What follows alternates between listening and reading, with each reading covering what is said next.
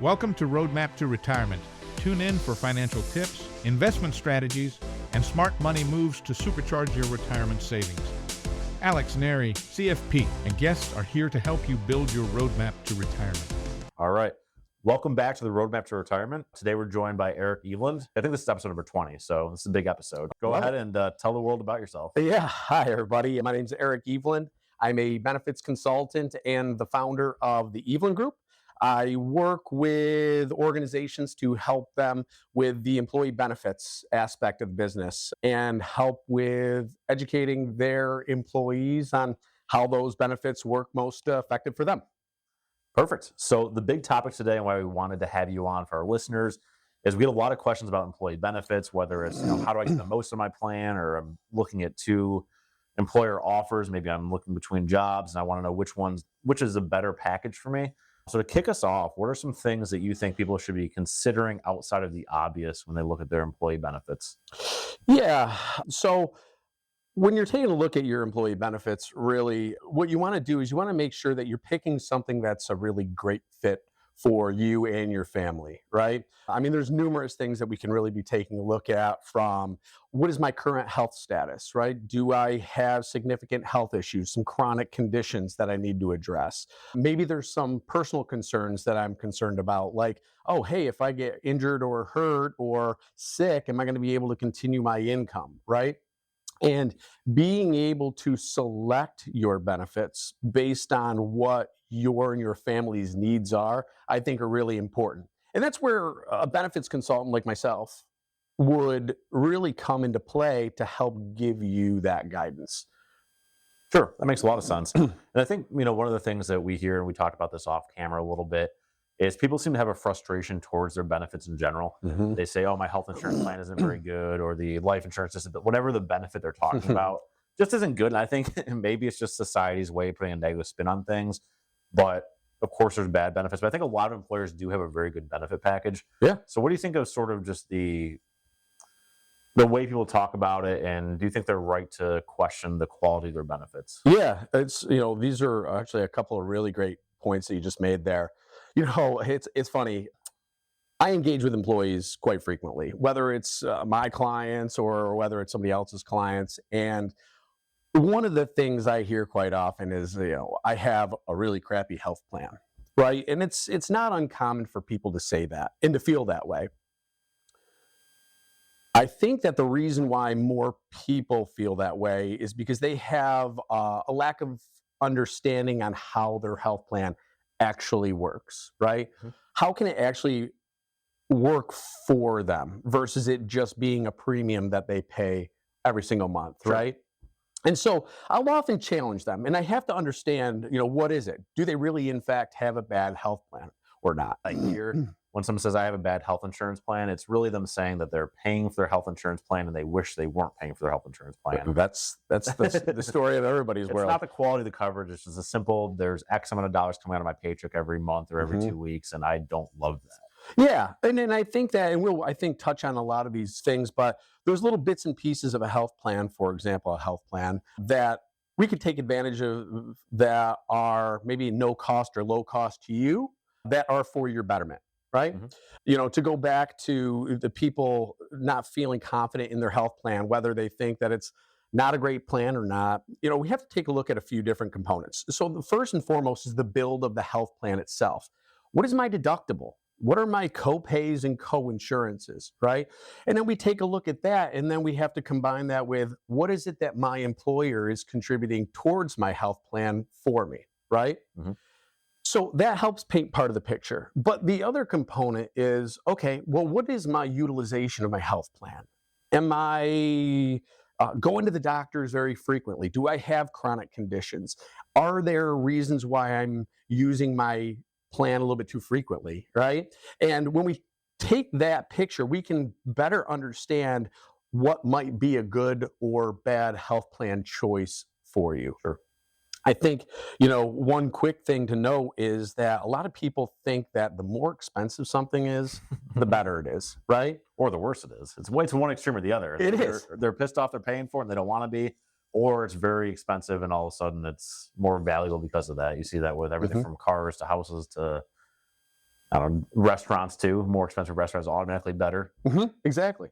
Right. And is the food quality better? Or, is a car really that much better? Or is a handbag that's Louis Vuitton a lot better than maybe a simple Brixley bag? That's Yeah, I just went outside there. of I don't know. My wife would be really proud of me for that one. But what they have to understand is that the price of your plan and your ability to have just simple co-pays and co-insurances and not having any deductibles, can be really a slippery slope, because for some people, a high deductible health plan makes a whole lot of sense, right? Whereas maybe some other people with chronic conditions, maybe having something like a high-end copay only plan definitely makes more sense for them. Sure. I mean, that all makes sense. I think one thing that we see too, and I'm not nearly as in depth on this kind of stuff as you are, but they might say, hey, my plan doesn't cover anything, but it does cover a lot of the preventive care type of things.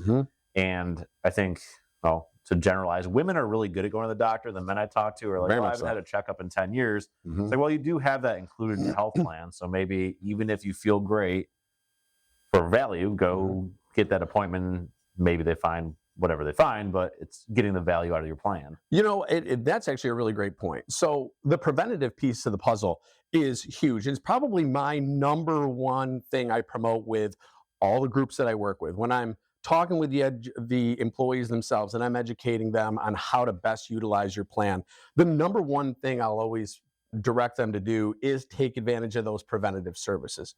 They're free. Right? You can go to your doctor to get your annual checkups, or you can do your blood pressure, cholesterol, and diabetes screenings. Those are all free, right? Your wellness exams for females. There's a myriad of different services that are free, right? Now, there's a caveat to that. This is what I usually get from a lot of the employees I work with. When I do promote the preventative piece of the puzzle, is that they talk about how they went to the doctor and my doctor said that I had to go and get some blood work, right? Sure. And then after I got the blood work, then they had to bring in a consult to take a look at the blood results, right? Well, that cost. It's all extra costs. But the idea being that, yes, the preventative visit itself was free and these additional services were for fee. The idea behind a preventative visit, and they have to remember this, is that we're trying to catch health issues early, right? And by them going out and doing that blood work and having that consult come in to take a look at the results, we are likely to uncover something a lot sooner, right? When it's in its early stages, in its infancy. And the treatment for that is going to be minimally invasive. And way cheaper. And way cheaper, right? Whereas if we were to let that go for months or even years down the road, and then finally we start addressing this problem, what happens? Well, now we've got a significant issue on our hands. We've got something that we could have prevented back then. And now we've got a much more invasive procedure in order to cure it or take care of it. And then on top of that, the costs are going to be significantly higher. And cancer, I think, is the easiest component of that, right? When we think about letting things go, I think of cancers. Typically, that's my Sure. response to it. Yeah, I think that's interesting. And I think we're going to end up talking a little bit about why health insurance costs as much as it did. And I think, from a societal level, not to preach or whatever, but one of the things that can help all of us make health insurance cheaper is if we start to catch these things earlier, like you said, and just in general start to take care of ourselves better as a population. Health insurance, you'll talk about it more, but health insurance costs have to be way higher because we have an unhealthy population. We do. There's a lot that goes into the cost of healthcare, right? Perfect segue. So, yeah, when we take a look at the costs of healthcare, over the years, we've seen some amazing advancements in medical technology, right? And born from that are these really great prescription drugs that we can take, these really great treatments and services that we can get. And overall, from these advancements, we find that humans are living longer than they ever have in history, right? But unfortunately, living longer isn't always synonymous with living better, right? So now we have people that are able to stay alive for much longer periods of time, but with chronic conditions, right? And that's the piece of the puzzle that starts driving up the costs of healthcare, right? So if we take a look, and you'd kind of mentioned it, is we take a look at our society here in the United States. And we have, number one, an aging population. The baby boomers, I remember 10 years ago, the big concern was Social Security. Social Security, is it going to be viable? Is it something that is going to be able to last? Well, those folks have transitioned into Social Security, and now they're transitioning into that older age group, right? And with older age comes health issues, unfortunately, right? And so we take a look at an aging demographic on top of an unhealthy demographic. Statistics show that more than 40% of people are obese, and it is one of the biggest drivers of our healthcare costs in America. The leading claims for any health insurance carrier, number one, is always the cancers.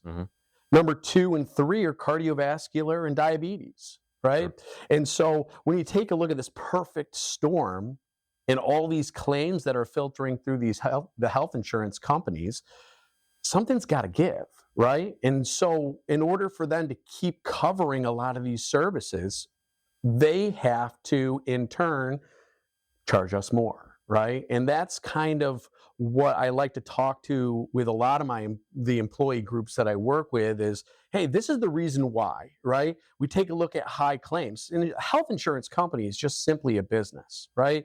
They have to make sure that they're profitable enough to continue on to years forward, right? Sure. And, when they take a look at the number of claims plus paying their administrative folks, they have to have some level of profitability. And that's where they pass off some of those premium dollars to us. Sure. Keeps it fun for everybody. It does, absolutely. And it makes interesting conversations for me. Well, I think that's important too, because a lot of people talk about their health insurance premium going up each year, or maybe even the same would be true for Medicare getting more expensive. And it's not like these companies are just making up a number. It's not an arbitrary number they're plucking out of the air every year. It is a reality that healthcare costs are rising. We see inflation across every other sector of our economy. Absolutely. And it's especially true on healthcare. So I think that's important to understand. I guess I'd like to segue a little bit into talking about the HSA plans. Sure. And this is something we spend a ton of time talking about with our clients. I think they're extremely important from a tax planning perspective, which is where I spend a lot of my time talking to people about how to maximize their benefits and how to kind of avoid taxes as much as possible in a legal sense. So one of the nice things about the HSA is it goes in pre-tax. So you're getting a tax deduction today to do it. You can invest this money. It'll grow tax-free. And then as long as you pull it out for a qualifying healthcare expense down the road, it comes out tax-free. So it is the only thing in the IRS tax code that has this triple tax exemption, which is hugely important. So what are your thoughts on that, and where do you see it going in the future? Because it is a relatively new program. Yeah, that's a really great question. So I'm starting to see that HSAs are becoming a lot more popular nowadays. And one of the primary reasons that we do see that is because, just like we talked about, the cost of healthcare is almost becoming prohibitive. The days where people are opting in for those high-end copay, co-insurance only plans is kind of the past. More and more people are starting to gravitate towards those high deductible health plans because they're less expensive. Sure. One of the easiest ways to help people overcome those high deductibles, right? So let's say I buy a high deductible health plan and I've got a $5,000 deductible that I have to meet before my health insurance plan even starts kicking into it, right? What do we do to overcome that? Well, of course, there's product solutions for that, but one of the easiest ways to do that is let's save in your HSA. Like you had mentioned, it's pre-tax dollars. And then we can use those pre-tax dollars for those qualified medical expenses. Not to mention, what people a lot of times misunderstand is that an HSA isn't a use it or lose it product. An HSA, or a health savings account, is literally a savings account. And that money is there for as long as you keep it in that account. And what's really nice about those HSA accounts is you can be as conservative or aggressive with the investment strategy inside there as you want to be. And it is a very versatile product where, yes, we can use it right now for our health purposes, but if we get into retirement and now we need access to, let's say, income purposes, we can still draw from that same account.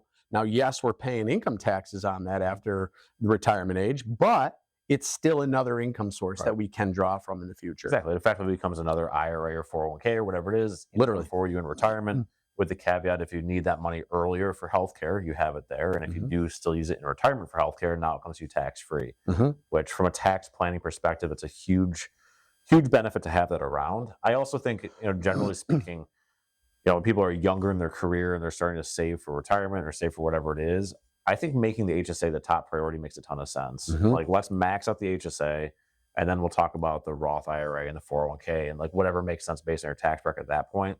But to build in that flexibility, and I think a lot of young people make the mistake of saying, well, I'm healthy, I don't need that extra $4,000 a year for, health coverage. I'm not going to spend it anyway. But like, something will happen at some point in your life. If you're 20-something or 30-something years old and you think you're just invincible, you will get sick. Something will happen. Maybe you'll have a family and they'll need it. But start getting the habit of saving that money earlier. That's my plug for any young people out there listening. Yeah. Saving your HSA. Actually, and I'm going to add to that, as a matter of fact, so with your HSA, which a lot of people don't understand, is we always talk about qualified medical expenses. So we're talking about, you go to the doctor's office and you can pay for that visit, or if you have a prescription medication and you can pay for that. Some people don't understand that you can also use those dollars to go to the dentist, or if you go and see your optometrist, or you need glasses, right? These are all additional things that we can use our HSA dollars for. Those are all qualified medical expenses. To take it even a step further than that, I often urge a lot of the groups I work with to look at hsastore.com. Or if you go to Amazon now has an HSA feature to it where you can look at all these qualified medical expenses that you can use. So things like sunscreen and aspirin and a bunch of other little trinkets that you can use on a day-to-day basis, Band-Aids, etc. These are ways that you can get a hold of those and use your HSA dollars for. Sure. Absolutely. Yeah. Can't be more important. So we talked a lot about health insurance. So if you're okay with it, let's segue to some other things. Yeah, let's do it. Are including your benefits package. So a lot of times when we talk about benefits, health insurance gets the focus, but we've also got maybe employer-sponsored life insurance, disability insurance. Dental is separate from health insurance for some reason, which I never really understood because my mouth is part of my body. Right. What other things should people be looking at primarily? Yeah. So if we're looking at, we're going to talk about like an insurance perspective. Sure. Yeah. So a couple of things. So of course we've got our traditional benefits, like you just listed a couple: your vision, your dental, your health plan. Disability insurance, if you can take advantage of that, I think is probably one of the most important benefits that you can receive. It is. I've seen stats that you're I think 4 times more likely to become disabled before the age of 65 than die. Yes. Is that right? Do you know that one? I think it's even more than that. Okay. I've seen different, like, conflicting studies that show different things, and I don't want to say the wrong one. But Yeah. Seen. The likelihood of a young person passing away is slim to none. But yet, if you take a look at a lot of the people that we talk to, whether they're 25, 45, 65, a lot of them all have life insurance in place. But the likelihood of them passing away is significantly low. Whereas the potential for you to get sick or injured and be unable to go to your job is really high. I think the statistic that you might be searching for is that 1 in 4 20-year-olds today will become disabled at some point within their working career. Okay. 25% of people who are 20 years old will become disabled at some point. Now, that could be a short-term or a long-term duration disability, but it's a disability all the same. And your ability to earn income is literally the basis of everything that you do, whether it's paying for food, paying for your mortgage and keeping a roof over your house, or keeping your cell phone on, the electricity on, the heat paid. These are all going to be taken care of because you have an ability to earn income. Sure. I think it's, people think about life insurance primarily because maybe it's more, I don't know what the word is. It's more definitive when it happens. When you're dead, you're dead, and you know what that looks like, and you can imagine what that might be. When you're disabled, there's kind of this gray area of, well, you're still around. You can maybe still do some things, but you can't do everything that you're doing before to earn an income. And I think the life insurance conversation is very much geared around what's going to happen to your dependents if you're not here. If you have a family, you have kids at home, you need to have life insurance. That's obvious. I think a lot of times disability insurance is kind of on the back burner for, even single people. Like, you still need disability insurance if nobody's depending on you, because if something happens and you can't go to work, well, you're still depending on you. So we need to make sure we address that. One big mistake that we see people make is they say, well, I have DI through, or I have disability insurance through work, so I'm all set. And although that's a great start, a lot of times, as you can probably tell us, the employer-sponsored disability insurance is about maybe 60% of your income is covered. So if you're making $100,000, you get disabled. Now you need to find a way to live on the $60,000 that you're getting from that disability insurance policy. So there's often a situation where you're going to work with your advisor, your insurance agent, to try to get as close to 100% as possible. So if something does happen, you can still support your family the same way. You can still support yourself the same way. That was a long-winded response. Yeah. So I'll stop talking now. But what do you think? Yeah, no, you have some pretty valid points. I do think, and there might be some misunderstanding with some people's disability plan through work. In New York State specifically, they have what's called statutory, I'm going to call it DBL, or statutory disability insurance. And what that benefit really is all employers are required to have it if you have an employee. And that benefit simply gives you access. If you become disabled after 7 days, you'll start receiving benefits up to 50% of your income with a maximum of $170 per week. So a lot of people misunderstand that, yes, I'm covered with disability insurance, but what they don't understand is that it's only $170. That would be tough to pay your mortgage on. Very much so. It's tough to pay for groceries nowadays, right? But the conversations that I have with employers, oftentimes we're able to layer on top of that things like short-term and long-term disability, which are tremendous benefits, right? Similar in nature, where you become disabled for whatever purpose, and then we have a benefit starting to pay out after a specified period of time, what we call the waiting period, and then we'll have the benefit period, which is for another specified period of time. And so understanding how much that benefit is paying out is important. Is it covering up to 60% of your income? The other factor you have to kind of put in there is if your employer is paying for it, that long-term or short-term disability, those benefits are taxable. Absolutely. So yes, it's covering 60% of your income, but then when you toss in taxes on top of that, maybe that true take home from that is only 40%. Right. Layering on an additional individual disability insurance can be an extremely valuable tool for you to be able to meet some of those additional needs. Oh, for sure. I think, the main theme to what I was getting at is a lot of people make the mistake of saying, I have disability insurance or I have life insurance through my employer, therefore I'm all set. I'm not going to look at it. And I'd really urge anyone listening to this to get that benefits packet, look through it, and see what you're actually covered for. It might be that you're truly all set and you don't need anything else, but more times than not, it makes sense to supplement those employer plans with something else. Yeah. And just to understand where you're at, even if you're comfortable at that 40% or 50% of your income, that's great, but at least you understand where you are with that benefit and you're not surprised when that time you become disabled happens. Yeah. I mean, as long as you get it, it's right. I'm not going to tell you what you need, but this is what you have. Is that good enough? If it is, awesome. Good for you. But let's be aware of it. So we're getting to the end of our time here. I think we got about 5 minutes left before we're going to get the boot. Anything else you want to make sure we cover, or anything else that you think people need to be aware of? Yeah, I do. I do have a couple of things. So first and foremost, since the pandemic, one of the things that's taken center stage in our reality is the prevalence of mental health conditions.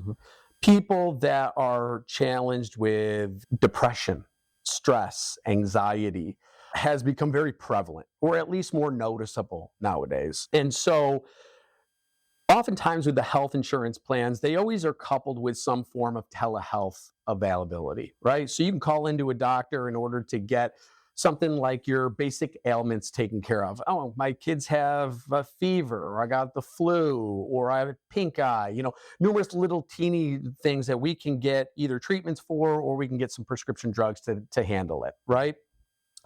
What a lot of people don't understand is that there is actually a behavioral health component to some of those telehealth solutions.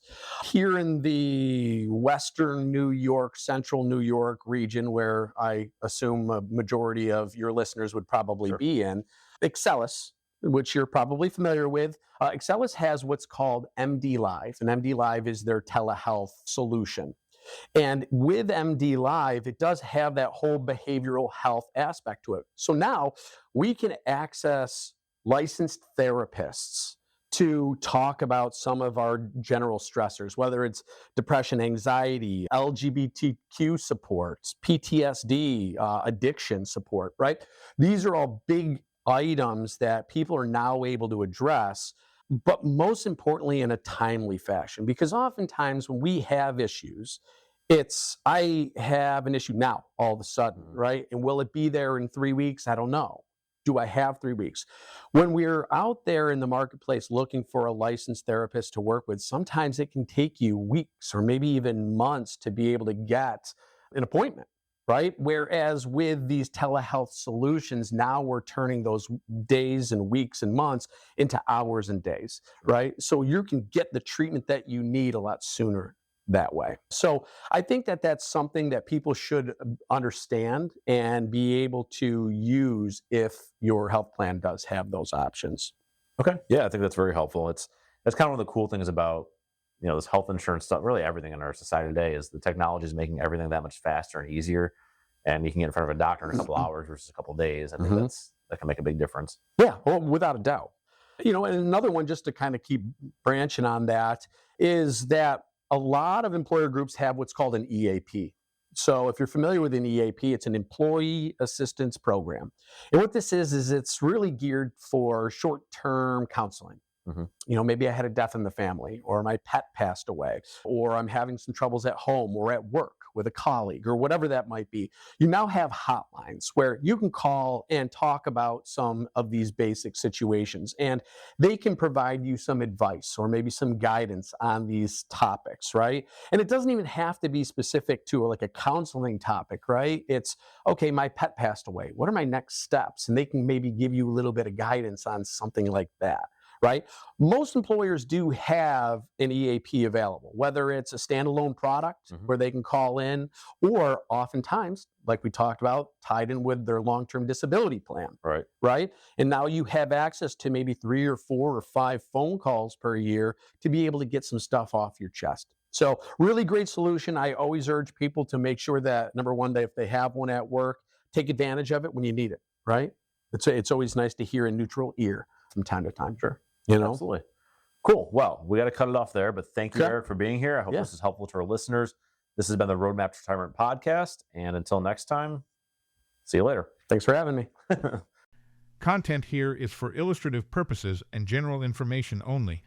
It is not legal, tax, or individualized financial advice. Nor is it a recommendation to buy, sell, or hold any specific security or engage in any specific trading strategy. Results will vary. Past performance is no indication of future results or success. Market conditions change continuously. This commentary reflects the personal opinions, viewpoints, and analyses of Alexander Neri. It does not necessarily represent those of RFG Advisory, their clients, or their employees. This commentary should not be regarded as a description of advisory services provided by Alexander Neri or RFG Advisory, or performance returns of any client. The views reflected in the commentary are subject to change at any time without notice. Advisory services offered by investment advisory representatives of RFG Advisory, a registered investment advisor. Alexander Neri and RFG Advisory are unaffiliated entities. Advisory services are only offered to clients or prospective clients where RFG Advisory and its representatives are properly licensed or exempt from licensure. No advisory services may be rendered by RFG Advisory unless a client agreement is in place.